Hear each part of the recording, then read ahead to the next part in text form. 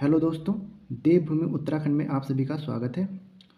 आज हम 1815 से 1857 तक का उत्तराखंड का आधुनिक इतिहास पढ़ेंगे।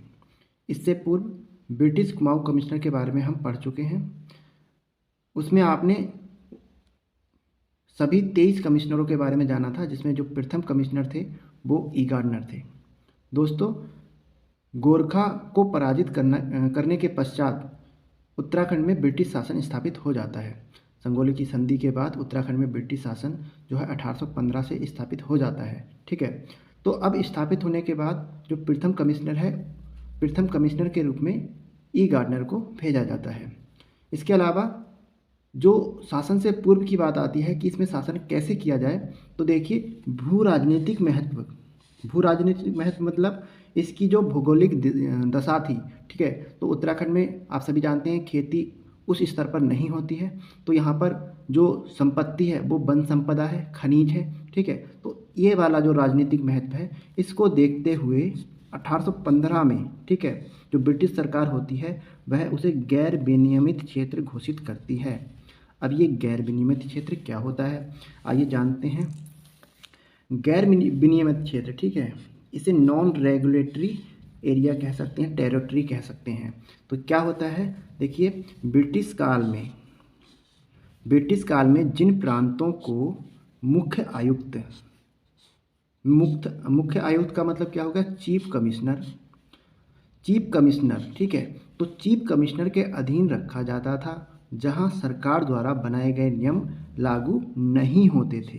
ठीक है, तो ऐसा ज़रूरी नहीं था कि सरकार द्वारा बनाए गए जो नियम हैं वो यहाँ पर लागू होंगे। तो ऐसे क्षेत्रों को गैर विनियमित क्षेत्र कहा जाता था।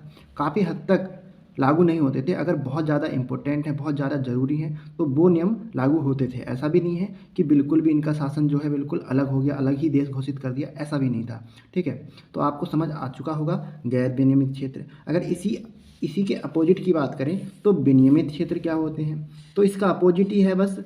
तो उसमें क्या होगा, ब्रिटिश काल के दौरान जिन प्रांतों में, ठीक है, जिन प्रांतों को किसी गवर्नर के अधीन रखा जाता था और सरकार द्वारा बनाए गए नियम लागू होते थे, तो ऐसे प्रांतों को क्या कहा जाता था, विनियमित क्षेत्र कहा जाता था। ठीक है, विनियमित क्षेत्र कहा जाता था।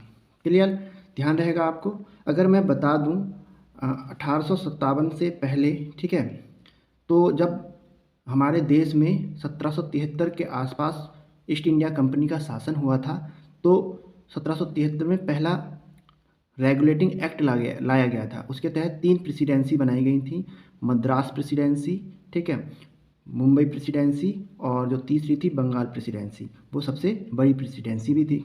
ठीक, तो बंगाल में सर्वप्रथम गवर्नर शासन लागू होता है और वहीं से धीरे धीरे पूरे भारत में फैल जाता है। ठीक, तो यहाँ पर अब गैर विनियमित क्षेत्र और विनियमित क्षेत्र क्लियर हो चुका होगा। चलिए बात करते हैं, अगर गैर विनियमित क्षेत्र था तो किन का शासन यहाँ पर आया।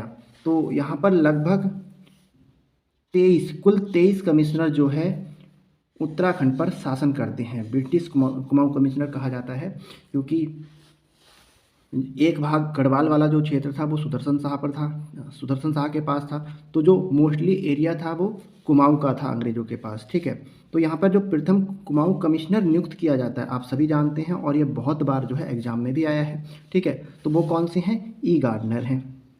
और इन्हें कब यहाँ पर भेजा जाता है, तो 3 मई 1815 को। ठीक है, 3 मई 1815 को यह ब्रिटिश कुमाऊं कमिश्नर के पहले कमिश्नर होते हैं। ठीक है, और इनका कार्यकाल कितना होता है, तो जान लीजिए 9 माह, मात्र 9 माह में ये 9 महीने ही यहाँ पर शासन करते हैं। ठीक, इन्हीं के टाइम पीरियड में जब ये इन्हें भेजा जाता है, ठीक 3 महीने बाद ही इनके सहायक के रूप में ट्रेल को भेज दिया जाता है, और ट्रेल जो है महत्वपूर्ण कार्य करते हैं कुमाऊं के डेवलपमेंट में और गढ़वाल के डेवलपमेंट में। चलिए अगर थोड़ी सी बात करें इस 1815 के आसपास भारत में कौन सी घटनाएं घटित हुई थी, तो ये थोड़ी सी इम्पोर्टेंट जानकारी है, तो इस पर आप ध्यान दीजिएगा। तो जब अंग्रेज़ों ने कुमाऊं पर अधिकार किया या आक्रमण किया और उस समय पूछ लिया जाता है कि भारत का ब्रिटिश गवर्नर कौन था, तो आपको ध्यान रखना है लॉर्ड हेस्टिंग्स था। ठीक है, लॉर्ड हेस्टिंग्स का जो कार्यकाल रहता है वो 1813 से लेकर 1823 तक रहता है। काफ़ी महत्वपूर्ण कार्यकाल होता है, काफ़ी सारे चेंजेस आते हैं यहाँ पर। ठीक है, और इसके अलावा संगोली की संधि होती है। तो वैसे तो संगोली की संधि 1815 में हो जाती है, लेकिन जो गोरखा सैनिक हैं, जो गोरखा राजा है, वो इस संधि को तोड़ देता है और पुनः 1816 में पूर्ण रूप से संधि लागू होती है। इस 1816 की संधि में जो होता है उसमें ऐसा कहा जाता है कि अंग्रेजी सेना को संधि के अनुसार अंग्रेज़ों की सेना में भर्ती किया जाता है, नई बटालियन बनाई जाती है, गोरखा बटालियन का निर्माण होता है। ठीक है, इसके अलावा समय आने पर उनकी सेना के द्वारा मदद के समझौते किए जाते हैं। ठीक है, तो ये संगोली संधि के अनुसार होता है। आपको बता दें कि जो संगोली संधि है वैसे तो कुमाऊँ के राजाओं के, अंग्रेज़ों और किसके बीच होती है, गोरखों के बीच होती है, और यह संगोली जो स्थान है वो बिहार में है। ठीक है, इसी दौरान पिंडारियों का भी कुछ ज़्यादा ही बोलबाला हो चुका होता है। किसके कार्यकाल में? लॉर्ड हेस्टिंग्स के कार्यकाल में। 1813 1812 से ही पिंडारी जो होते हैं वो काफ़ी परेशान कर रहे होते हैं अंग्रेज़ों को। तब यही 1816-17 के आसपास जो है हेस्टिंग्स डिसीजन लेता है इनका दमन करने का, और यहाँ से इनका दमन प्रारंभ हो जाता है और 1824 में पूर्ण रूप से पिंडारियों का दमन कर दिया जाता है। अगर पिंडारियों की बात करें तो आपको पता होगा एक मूवी आई थी वीर। ठीक है, सलमान खान की मूवी थी, उसमें दिखाया गया था किस प्रकार पिंडारियों का दमन किया जाता है। ठीक है, अब इसके बाद देखते हैं हम उत्तराखंड की जो प्रशासन व्यवस्था, उत्तराखंड में जो ब्रिटिश शासन की प्रशासन व्यवस्था थी, कैसे उन्होंने शासन स्थापित किया। ठीक है, तो आइए चलते हैं ब्रिटिश प्रशासन व्यवस्था।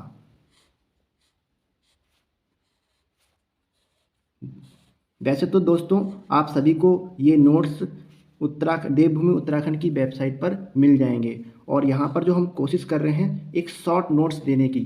ठीक है, क्योंकि मैंने जितने भी नोट्स बनाए हैं वो सभी के सभी उत्तराखंड पीसीएस, लोअर पीसीएस, ठीक है, जो मेंस में आंसर राइटिंग करने के लिए आते हैं उसके पॉइंट ऑफ व्यू से बनाए हैं। अब उसके बाद मेरा मोटिव है कि आप सभी को उनसे जो वनडे एग्ज़ाम के लिए क्वेश्चन तैयार होते हैं, जो शॉर्ट क्वेश्चन होते हैं, जो वन लाइनर क्वेश्चन होते हैं, उनको बताना, और उनको ऐसे ही नहीं बताना, थोड़ा सा कोरिलेट करते हुए चलना। कोरिलेट करने से क्या होता है, तथ्य याद हो जाते हैं और कम समय के लिए नहीं, लॉन्ग टाइम के लिए याद हो जाते हैं।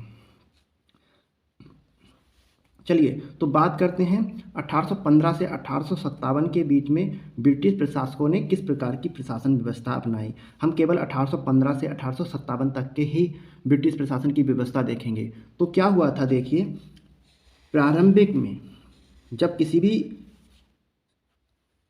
कोई भी राजा है या कोई भी देश है किसी को हराता है, ठीक है, और उस पर शासन करता है, तो उसका सबसे पहला काम रहता है कि वो पहले तो प्रशासन व्यवस्था को ठीक करे, फिर आर्थिक व्यवस्था को ठीक करे। वो प्रशासन व्यवस्था को ठीक तभी कर पाएगा जब उसके पास पैसा आएगा। तो दो जो सबसे महत्वपूर्ण काम रहते हैं, एक प्रशासनिक व्यवस्था और एक आर्थिक व्यवस्था। उसके बाद तो धीरे धीरे सभी काम होते जाते हैं। तो देखिए, सबसे पहले अंग्रेज़ों ने कुमाऊं पर अधिकार किया और सबसे पहला प्रशासन ठीक किया। प्रशासन के रूप में सबसे पहला प्रशासनिक अधिकारी, ठीक है, जो सर्वोच्च अधिकारी था, वो कुमाऊं कमिश्नर हुआ करता था, और कुमाऊं कमिश्नर के रूप में सबसे पहले ई गार्डनर को भेजा गया। कब भेजा गया? 3 मई 1815 को। ठीक है, 9 माह ये रहता है। ठीक, और इसने सर्वप्रथम क्या किया, तो इसने सर्वप्रथम डाक व्यवस्था में सुधार किया। अब डाक व्यवस्था में सुधार करना जरूरी था क्योंकि उत्तराखंड होने के लिए छोटा सा राज्य है, लेकिन पहाड़ी क्षेत्र था। पहाड़ी क्षेत्र में बिना डाक व्यवस्था के जो भी कार्य हैं, जो भी योजनाएं थीं, उनको लागू करना संभव नहीं था। इसलिए सर्वप्रथम एक दूसरे की सूचनाएं बराबर मिलती रहें, इसलिए उन्होंने अल्मोड़ा से श्रीनगर तक के भाग में डाक व्यवस्था लागू की। ठीक है, डाक व्यवस्था लागू होने से ये होता है कि अगर मान लीजिए कोई भी, क्योंकि नया नया शासन है, ऐसा तो नहीं है कि इन्होंने शासन स्थापित किया है तो सभी लोग स्वच्छता से स्वीकार कर लेंगे, हाँ भैया इन्होंने बहुत, मतलब ये अच्छे लोग हैं। कैसे पता चलेगा अच्छे लोग हैं? कुछ लोगों को ही अच्छा लगता है कि ये अच्छे लोग हैं या बुरे लोग हैं। खैर, जो भी राजा होता है, राजा कभी भी अच्छा नहीं होता। ठीक है, रेयर चांस होता है कि राजा अच्छा हो जाए। ठीक है, तो दिक्कतें ये थी कि मान लीजिए वहाँ पर अगर एक छोर पे कमिश्नर बैठा है, दूसरे छोर पे विरोध कर दिया गया, ठीक है, कोई आंदोलन चला दिया गया, तो उसको कैसे कंट्रोल करेगा। तो इसको कंट्रोल करने के लिए पहले डाक व्यवस्था, जैसे कहीं पर विरोध हो रहा है, कुछ भी हो रहा है, तो सबसे पहले क्या किया जाएगा, जो संदेश है वो कमिश्नर तक पहुंच जाएगा और कमिश्नर कंट्रोल करने के लिए फिर सेना भेज देगा। इस तरीके से सबसे पहले प्रथम कुमाऊं कमिश्नर ई गार्डनर ने डाक व्यवस्था लागू की। कहाँ से कहाँ तक, अल्मोड़ा से श्रीनगर। ठीक है, तो जो प्रथम कुमाऊं कमिश्नर था उसका कार्यकाल तो मात्र 9 माह का होता है। ठीक है, 9 माह का कार्यकाल है, तो इसमें ये ज़्यादा से ज़्यादा क्या कर सकता है। तो इसने एक काम तो ये किया। दूसरा काम क्या किया था, पहला भूमि बंदोबस्त लागू किया था। ट्रेल ने पहले भूमि बंदोबस्त को तैयार किया था और ये जो कमिश्नर है ई गार्डनर, इनके कार्यकाल में लागू किया था। ठीक है, ध्यान रखिएगा, काफ़ी इम्पोर्टेंट है यहाँ से। ठीक है, इसके बाद देखिए, अगर आपने, मैं फिर बता रहा हूँ, ब्रिटिश कुमाऊं कमिश्नरों के बारे में नहीं पढ़ा है तो आप इससे पिछली वीडियो में जाइएगा और पढ़िएगा, ज़रूर पढ़िएगा। वहाँ पे मैंने फैक्चुअल पॉइंट की बात की है, कोई बहुत ज़्यादा एक्सप्लेन में नहीं कहा है। ठीक है, और 23 कमिश्नरों के बारे में जो जो घटनाएं घटित हुई थी पूरा बताया है। ठीक है, तो यहाँ पर अभी हम केवल 1815 से 1857 के बीच की घटनाएं पढ़ेंगे, तो बहुत ज़्यादा डीपली नहीं जाएंगे। यहाँ पे जो एग्जाम के पॉइंट ऑफ व्यू से इंपॉर्टेंट पॉइंट हैं उन्हीं की चर्चा करेंगे। ठीक है, तो आप बने रहिएगा और आपको निरंतर ही क्लास मिलती रहेंगी और ये जो नोट्स हैं आई थिंक ये पर्याप्त हैं। ठीक है, चलिए देखिए, इसके बाद जैसा कि मैंने बताया कि विरोध की संभावना हो जाती है। ठीक है, क्योंकि जनता जो है सभी का शासन माने या ना माने, ऐसा तो होता नहीं है कि जो भी सरकार नीतियां ला रही है कि उसका विरोध नहीं होगा। और अगर स्टार्टिंग में कोई सरकार आई है और उसका कोई विरोध करता है, ठीक है, तो इस विरोध में फिर क्या होता है कि विकास ठीक से हो नहीं पाता है। तो इन्होंने क्या समझा कि भैया जो भी विरोध करेगा सबसे पहले तो उनको जेल डाल दिया जाएगा। ठीक है, तो अल्मोड़ा जेल की स्थापना हो जाती है। ठीक है, कब, 1816 में। और 1816 में शासन आ चुका होता है ट्रेल का। तो ट्रेल के कार्यकाल में 1816 में अल्मोड़ा जेल की स्थापना कर दी जाती है। ठीक है, जेल की स्थापना करना दूसरा सर्वोच्च कार्य हो जाता है। क्यों, क्योंकि कोई भी विरोध करेगा, कोई भी ज़्यादा बोलेगा, डाल दो जेल में, बात खत्म।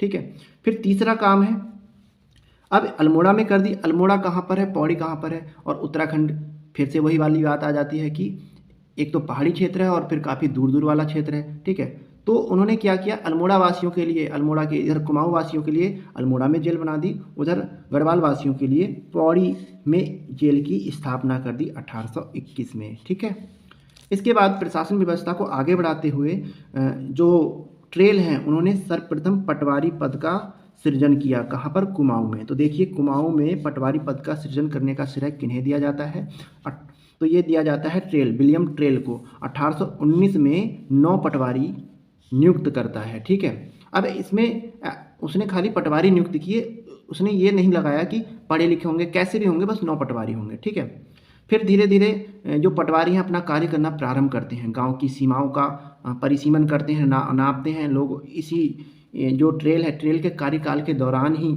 लोगों को पता चलता है कि हमारे गांव की सीमा है, हमारी भी कुछ ज़मीन है। ठीक है, फिर देखिए, इनका जो पटवारी है, इनका कार्यभार धीरे धीरे बढ़ता चला जाता है और 1825 में 17 पटवारियों की नियुक्ति करता है। ठीक है, और यही कुछ समय बाद जो पटवारियों का कार्यभार इतना बढ़ जाता है कि 1830 में ये 63 पटवारी, जो कुल पटवारियों की संख्या है वो 63 हो चुकी होती है। और हो भी क्यों ना, जो पटवारी होते थे वो एक प्रकार से जो आज के समय में दरोगा का काम होता है वो भी कार्य कर रहे थे और भूमि को नापने का भी कार्य कर रहे थे, तो डबल काम कर रहे थे, तो काफ़ी कार्यभार बढ़ गया था। ठीक है, इसके अलावा अगर हम प्रशासन व्यवस्था में देखें तो देखिए, स्टार्टिंग में 1815 में जब कुमाऊं पर इनका अधिकार हुआ था तो जो पूरा क्षेत्र था वो कुमाऊं के क्षेत्र के अंतर्गत ही आता था। ठीक है, ब्रिटिश गढ़वाल भी कुमाऊं के अंतर्गत ही था। ठीक है, और जो कुमाऊं था तो वो तो था ही था। उसके बाद क्या होता है, जो इसका एरिया होता है, उत्तराखंड का जो एरिया होता है काफ़ी वही अलग अलग टाइप का होता है। ठीक है, तो उन्होंने क्या किया, उसको 2 जनपदों में विभाजित कर दिया। एक ब्रिटिश गढ़वाल जनपद हो गया और एक अल्मोड़ा जनपद हो गया। अब ब्रिटिश गढ़वाल जनपद में सर्वप्रथम पौड़ी जनपद का गठन होता है। ठीक है, यहाँ पे पौड़ी जनपद का गठन कर देते हैं 1840 में।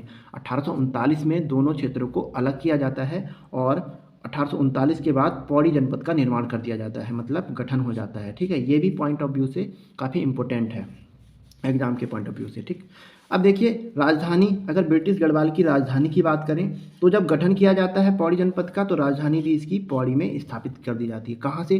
पहले ब्रिटिश गढ़वाल की जो राजधानी होती है वो श्रीनगर होती है और श्रीनगर के बाद पौड़ी स्थापित की जाती है। और ये कब किया जाता है? 1840 में। चलिए बात करें 1840, क्योंकि 1816, 1821, 1819, 1823, 1825 ये सब ट्रेल का कार्यकाल था। अगर बात करें ट्रेल के कार्यकाल की तो ट्रेल का कार्यकाल लगभग कमिश्नर के रूप में, ठीक है, 1816 से लगभग 1835 तक का रहता है, 1835 ईस्वी तक का रहता है। ठीक, अब देखिए 1840 में किसका कार्यकाल आता है? तो मैं फिर से एक बार 6 के 6 कमिश्नरों के नाम बता देता हूँ, कौन कौन वो 6 कमिश्नर थे। ठीक है, तो पहले थे ई गार्डनर। ठीक है, पहले थे ई गार्डनर। कहाँ पे नाम लिख दूँ मैं? यहाँ पे नाम लिख दूँ। पहले ई गार्डनर थे। ठीक है, दूसरे कौन थे? दूसरे थे आपके ट्रेल। तीसरे थे कर्नल जॉर्ज गोवान। ये आपको पिछली वीडियो में बहुत अच्छे से मिल जाएगा। ठीक, चौथे थे आपके लूसिंगटन, और जो लूसिंगटन का कार्यकाल रहता है, लूसिंगटन का कार्यकाल 1838 से 1848 तक का रहता है। ठीक है, और 1848 के बाद आते हैं हैरिटवेटन और इनका कार्यकाल रहता है 1856 तक, 1848 से 1856 तक। और फाइनली जो 1856 से बनते हैं वो बनते हैं हेनरी रैमजे। और हमें अभी 1856 से जो 1815 से 1857 तक का इतिहास पढ़ना है, इसलिए हेनरी रैमजे तक के ही आएंगे और यहाँ पर आकर रुक जाएंगे।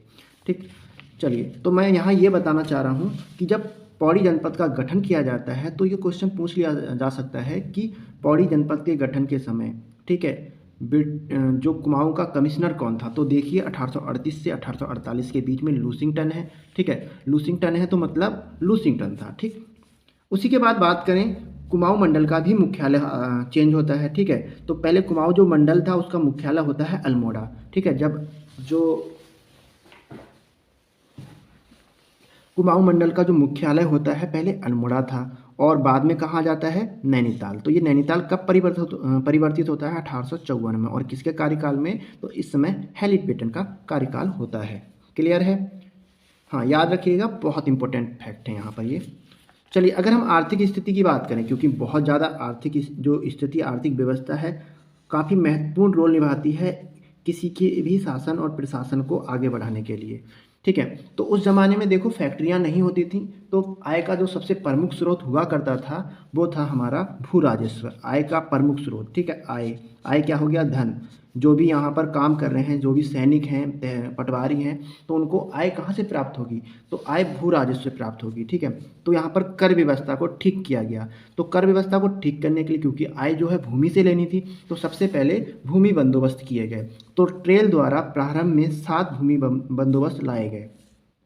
ठीक है, 7 भूमि बंदोबस्त में से पहला 5वां काफ़ी महत्वपूर्ण था। ठीक है, तो ध्यान रखिएगा। तो देखिए, पहला जो भूमि बंदोबस्त होता है वो कब लागू किया जाता है? तो 1815 में। और 1815 में किसका शासनकाल होता है? 1815 में होता है ई गार्डनर का कार्यकाल। इस भूमि बंदोबस्त को एक साला बंदोबस्त कहा जाता है। एक साला बंदोबस्त का मतलब हुआ कि एक साल के लिए लगान की दर जो है निर्धारण की जाती है। अब एक साल के लिए कितनी दर निर्धारित की गई थी? लगभग 37,500 रुपये निर्धारित की गई थी एक साल के लिए। ठीक है, 37,500। ठीक, ये पहला बंदोबस्त था और एक साल के लिए था, इसलिए इसे एक साला बंदोबस्त कहा गया। इसी के बाद दूसरा बंदोबस्त आता है, तो वो 1816 में आता है और ये भी एक साल के लिए होता है, मतलब ये भी एक साला बंदोबस्त था। लेकिन इसमें लगान की दर जो है वो चेंज कर दी जाती है, थोड़ा सा बढ़ा दिया जाता है, 40-41 हज़ार तक कर दिया जाता है। ठीक है, फिर तीसरा बंदोबस्त देखिए 1817 में आता है और ये 3 साला बंदोबस्त होता है। इसे 3 साला, क्योंकि ये 3 वर्ष का होता है। फिर 3 वर्ष बाद 1820 में आता है। यहाँ पे भी ये 3 साल के लिए एक ही लगान दर को निर्धारित किया जाता है। 1820 से 1823 तक भी एक ही लगान दर को निर्धारित किया जाता है, इसलिए इसे 3 साला बंदोबस्त कह सकते हैं। अब देखिए 1823 का जो बंदोबस्त होता है ये काफ़ी महत्वपूर्ण होता है। एक तो ये 5वां बंदोबस्त है, ठीक है, और इसे 5वां है इसलिए इसे पंचसाला कहते हैं। दूसरा ये 5 साल का होता है। ठीक है, ये 1 साल के लिए था, ये भी 1 साल के लिए था। ये कितने साल के लिए था? ये आपका 3 साल के लिए था, ये भी 3 साल के लिए था, ये जो है 5 साल के लिए होता है। 1823 वाला 5 साल के लिए होता है, इसलिए पंचसाला बंदोबस्त कहते हैं। ऊपर से ये 5वां बंदोबस्त होता है, तो 2 खास विशेषताएं हो गई। और इसे 80 साला बंदोबस्त भी कहा जाता है। 5वें पंचसाला बंदोबस्त को जो 1823 में लागू हुआ था, उसे 80 साला बंदोबस्त भी कहा जाता है। ऐसा क्यों है? 80 साला बंदोबस्त इसलिए कहा जाता है क्योंकि ये विक्रम संवत के अनुसार 1880 में लागू किया गया था। ठीक है, 1880 में लागू किया गया था, इसीलिए 80 साला बंदोबस्त कहा जाता है। फिर उसके बाद देखिए 1823, क्योंकि ये 5 साल का था ना, तो 5 साल के बाद 1828 में छठा भूमि बंदोबस्त लागू होता है, ये ट्रेल का होता है। फिर 1833 में लागू होता है ट्रेल का, 1833 से 1838 तक का रहता है। ठीक है, तो कुल मिला के जो ट्रेल है वो 7 भूमि बंदोबस्त अपने जीवन काल में लागू करता है। उनमें से जो एक भूमि बंदोबस्त होता है वो किसके कार्यकाल में? ई गार्डनर के कार्यकाल में लागू करता है। ठीक है, अगर हम 8वें भूमि बंदोबस्त की बात करें, 7 हो चुके हैं, ठीक है, 8वां, यहाँ से क्वेश्चन आता है कि बताइए 8वां भूमि बंदोबस्त किसने लागू किया? तो 8वां जो है वो बेटन का भूमि बंदोबस्त होता है और 1840 का टाइम पीरियड होता है। ठीक है, 2 वर्ष का गैप रहता है, 1838 से 1840 के बीच में 2 वर्ष का गैप रहता है। ठीक है, थोड़ा सोच विचार बनाते हैं कि हमें किस प्रकार की लगान व्यवस्था वगैरह तय करनी है, तो इस कारण ये गैप हो जाता है। तो ये ध्यान क्या रखना है, यहाँ पर ये 1840 में लागू होता है। यहाँ पर कार्यकाल किसका है? तो लूसिंगटन का है, 1838 से 1848। ठीक है, 8वां भूमि बंदोबस्त है और इसी को 20 साला बंदोबस्त कहा जाता है। और इस बंदोबस्त की एक प्रमुख विशेषता थी। प्रमुख विशेषता क्या थी? वो थी खसरा सर्वेक्षण। तो ये क्वेश्चन आता है कि निम्नलिखित में से किस बंदोबस्त की प्रमुख विशेषता खसरा सर्वेक्षण थी? तो 20 साला बंदोबस्त की। और ये कौन लेकर आता है? तो बेटन।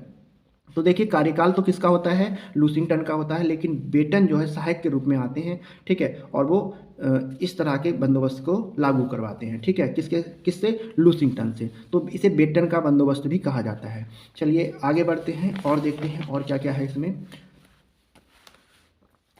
देखिए सन 1835 में उत्तराखंड में चाय की खेती की भी शुरुआत हो चुकी होती है। 1835 में, ठीक, इसकी शुरुआत हो चुकी होती है। ये भी हमारी आर्थिक व्यवस्था को मजबूत करता है। देखिए हमारे उत्तराखंड में खेती धान गेहूं की नहीं है, लेकिन ऐसा नहीं है खेती नहीं है। यहाँ पे फलों की खेती संभव थी, आलू की खेती संभव थी, चाय की खेती संभव थी। तो जो जो चीज़ें संभव थी उनको देखा गया। ठीक है, तो यहाँ पे चाय की खेती संभव थी, इसलिए चाय की खेती को 1835 में शुरू किया गया। इसका जो स्टार्टिंग था वो विलियम टेल के कार्यकाल से ही प्रारंभ हो चुका था। हालांकि विलियम टेल ने कहा था कि अगर उत्तराखंड में चाय की खेती संभव है तो वो पूरा सहयोग करेगा। ठीक है, तो जो लॉर्ड विलियम बेंटिक था उसके दौरान एक कमेटी गठित की जाती है और यहाँ पर चाय की खेती के लिए संभावनाएं तलाशनी शुरू की जाती हैं। ठीक है, तो यहाँ कुमाऊं और गढ़वाल में दोनों जगह लगभग 1835 में चाय की खेती शुरू की जाती है। एक इतिहासकार हैं बिशप हेवर करके, ये इनका कहना है, ये 1824 में एक पुस्तक में लिखते हैं कि कुमाऊं की धरती पर चाय के पौधे जंगली रूप में उगते थे। मतलब चाय के जो पौधे, जो चाय के लिए अनुकूल वातावरण होता है, मौसम होता है, वो था, लेकिन यहाँ पर लोगों को ज्ञान नहीं था कि चाय की खेती की जा सकती है। ठीक है, तो क्या होता है, काफ़ी संशोधन, काफ़ी सर्च खोज करने के बाद क्या होता है, 1835 में चाय की खेती यहाँ पर शुरू कर दी जाती है। इसके अलावा देखिए आलू की खेती की बात करें तो आलू की खेती तो 1823 में ही शुरू कर दी जाती है। कहाँ पर? देहरादून में। मेजर यंग द्वारा देहरादून में आलू की खेती की शुरुआत हो चुकी होती है। ठीक है, तो यहाँ से कुछ पॉइंट हैं, ध्यान रखिएगा, क्योंकि आर्थिक व्यवस्था को मजबूत करते हैं। और 1815 से 1857 में जो अंग्रेजों का मुख्य फोकस था, जो ध्यान था, वो आर्थिक स्थिति को मजबूत करना था और प्रशासन व्यवस्था को ठीक करना था। इसलिए वो सबसे ज़्यादा डेवलपमेंट पर ध्यान दे रहे थे, विकास पर ध्यान दे रहे थे। ठीक है, इसलिए इस विकास के दौरान उन्होंने कुछ कार्य करवाए, निर्माण कार्य। कौन से निर्माण कार्य करवाए? तो शिक्षा पर भी ध्यान दिया और स्वास्थ्य में भी सुधार किया। ठीक है, तो अब बात करें हम निर्माण कार्यों पर, तो देखिए सबसे पहले क्या हुआ यहाँ पर, हल्द्वानी शहर को बसाया गया। ठीक है, हल्द्वानी शहर की बसाने की प्रक्रिया की शुरुआत जो होती है वो 1834 में होती है। ये जो पॉइंट है एग्जाम में कई बार आया है, एक बार नहीं आया है, कई बार आया है, इसलिए ध्यान रखिएगा। और किसके कार्यकाल में हल्द्वानी को बसाने की प्रक्रिया की शुरुआत होती है? तो ट्रेल के कार्यकाल में शुरुआत होती है। ठीक है, 1835 तक ट्रेल का कार्यकाल रहता है। 1834 में हल्द्वानी में खाम का बंगला बना दिया जाता है। ठीक है, इसके अलावा नैनीताल का भी नगरीकरण प्रारंभ हो चुका होता है। नैनीताल में भी बंगले बनाने शुरू हो चुके होते हैं। और यह किसके काल में होता है? तो लूसिंगटन। अगर लूसिंगटन के कार्यकाल की बात करें तो 1838 से 1848 तक का है। ठीक है, और जो नैनीताल है उसकी खोज करने का श्रेय किसको दिया जाता है, तो पी बैरन को दिया जाता है, और यह जो है 1841 में नैनीताल की खोज करता है और यही वहाँ पर सबसे पहले बंगला बनवाता है। ठीक है, अगर आपको नैनीताल का इतिहास जानना हो तो आप देवभूमि उत्तराखंड की वेबसाइट पर देख सकते हैं। नैनीताल का भी इतिहास मिल जाएगा आपको, हल्द्वानी का भी इतिहास विस्तार से मिल जाएगा, इन सब के इतिहास विस्तार से मिल जाएंगे। इसके अलावा चाय की खेती का जो आर्टिकल है, ठीक है, वो बहुत जल्दी आपको मिलने वाला है। ठीक है, तो वो मिल जाएगा आपको कुछ समय बाद। चलिए, निर्माण कार्य की बात कर रहे थे तो और क्या क्या निर्माण हुआ, जैसा कि थोड़ी देर पहले ही बताया था, पौड़ी जनपद का भी निर्माण होता है। वो कब हो जाता है, 1840 में हो जाता है, और ब्रिटिश गढ़वाल की राजधानी है वो पौड़ी में स्थापित की जाती है। इसके अलावा खैराना नैनीताल मार्ग का निर्माण होता है। खैराना नैनीताल मार्ग, देखिए डेवलपमेंट करना जरूरी है, क्योंकि जब तक डेवलपमेंट नहीं होगा तब तक आय के जो स्रोत हैं वो नहीं बढ़ सकेंगे।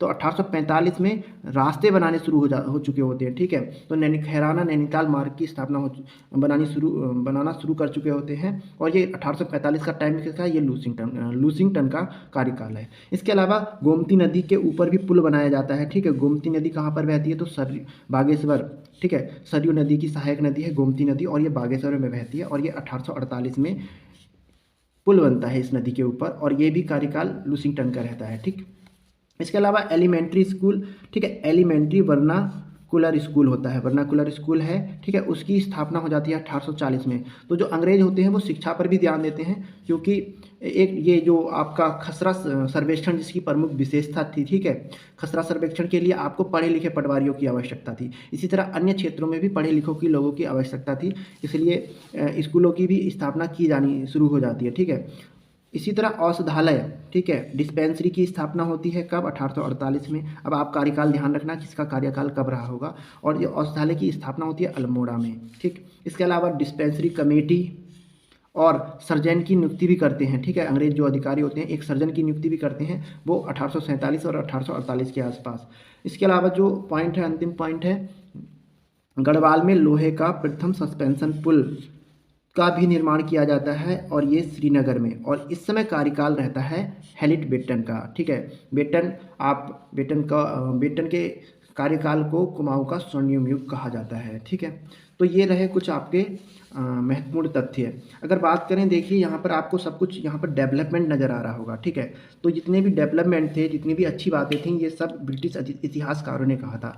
ये 1815 से 1857 के बीच में, ठीक है, जो अगर बात करें भारत का कोई इतिहासकार था तो हाँ, एक इतिहासकार था, कौन, मौला राम। ठीक है, मैं थोड़ी सी मौला राम के बारे में आपको बातें बता देता हूँ। मौला राम ने इन अंग्रेजी शासन की तुलना जो है, मौला राम ने अंग्रेजी शासन की तुलना किससे की है, तो गोरखाओं के गोरखियाली शासन से की है, क्योंकि गोरखा जो है बड़े अत्याचारी थे और बहुत ज़्यादा दुर्व्यवहार करते थे और शोषण करते थे कुमाऊं की जनता, उत्तराखंड की जनता के साथ, इसलिए उनके शासन को गोरखियाली शासन कहा। तो कहीं ना कहीं इन अंग्रेजों का भी शासन कुछ उसी प्रकार का था, ऐसा कहना है मौला राम का। ठीक है, और क्योंकि वो भारतीय थे और भारतीयों की बात जो है ज़्यादा सही मानी जाएगी, लेकिन जो ब्रिटिश इतिहासकार होते हैं, ठीक है, वो उत्तराखंड के इतिहास में कुमाऊं के जो ब्रिटिश अधिकारी होते हैं उनको बड़ा महान बताया गया है। ठीक है, हेनरी रैमजे को तो राम जी का दर्जा दे दिया गया है। तो कुछ इस तरह के भी तथ्य मिलते हैं, लेकिन उन्होंने कहा है, किसने, मौला राम ने, कि इनका शासन भी कुछ इसी तरह का था। जैसे कि आपने देखा कि 1816 में ही जेल का निर्माण कर दे रहे हैं, तो अगर कोई भी बंदा विरोध करेगा तो उसको जेल डाल देंगे। अब कोई विरोध करने वाला विरोध करे भी तो कैसे करे, तो इस तरह से मतलब सब चुप्पी साधे हुए थे। ठीक है, कोई बोलना नहीं चाह रहा था। तो उत्तराखंड में जो क्रांति होती है, ठीक है, 1857 में क्रांति होती है। देखिए, मैं 1815 से 1857 तक के इतिहास को पढ़ा रहा था। ठीक है, तो 1857 में क्रांति होती है, लेकिन उत्तराखंड में कोई क्रांति नहीं होती। हम ये टॉपिक आगे पढ़ेंगे, लेकिन मैं बता रहा हूँ मौला राम के बारे में। तो मौला राम कहते हैं कि ऐसा नहीं था कि उत्तराखंड में विरोध करने वाले नहीं थे, लेकिन हाँ, यहाँ की जो जनता थी उसे ज़्यादा जानकारी नहीं थी 1857 के बारे में। ठीक है, अब जानकारी ना होने का एक तो ये भी कारण था, यहाँ पे जो शिक्षा का स्तर था उस तरह से नहीं बढ़ा था। ठीक है, जैसे कि अगर बात करें 1833 में लॉर्ड मैकाले कानून मंत्री बन के आए और अंग्रेजी शिक्षा लेकर आए, तो भारत में तो आ चुकी थी अंग्रेजी शिक्षा, लेकिन उत्तराखंड आते आते 1860-65 का समय लग गया। ठीक है, तो देखिए यहाँ पर मैं ये बताना चाह रहा हूँ कि मौला राम ने उत्तराखंड की स्थिति जैसे पहले थी उसी तरह बताई, लेकिन अंग्रेजों ने जिस हिसाब के निर्माण कार्य करवाए उनके हिसाब से ऐसा लगता है कि उत्तराखंड में बहुत सारा डेवलपमेंट हुआ, अंग्रेजों का शासन जो था वो बहुत अच्छा रहा। तो अच्छा तो नहीं रहा, इन्होंने जितना भी विकास किया था वो सब लूटने के उद्देश्य से किया था, उत्तराखंड को लूटने के उद्देश्य से किया था और वास्तव में इन्होंने काफ़ी लूटा भी, ठीक है। बहुत सारे जंगल नष्ट कर दिए इन्होंने। जब 1853 में रेल का आगमन हुआ और जब रेलवे का विस्तार हो रहा था तो सबसे ज़्यादा जंगलों की जो कटाई हुई वो उत्तराखंड के जंगलों से कटाई हुई, ठीक है। तो दोस्तों इस तरह ये आपका 1815 से 1857 तक का उत्तराखंड का आधुनिक इतिहास कंप्लीट होता है। इसके बाद हम 1857 से 1912 तक का इतिहास पढ़ेंगे। इसके साथ ही हम शायद जो हमारे उत्तराखंड के स्वतंत्रता सेनानी हैं और प्रमुख व्यक्ति हैं उनके बारे में भी 3-3 पॉइंट्स जो है ज़रूर पढ़ेंगे, ठीक। तो अगर आपको हमारी वीडियो ठीक लगती है तो आप इसको लाइक कीजिए, शेयर कीजिए, ठीक है। और अगर आपको हमारे नोट्स चाहिए तो देवभूमि उत्तराखंड की वेबसाइट पर आ जाइए, आपको सब मिल जाएगा, ठीक। इसके अलावा हमारा टेलीग्राम चैनल है, आप उससे भी जुड़ सकते हैं और धन्यवाद।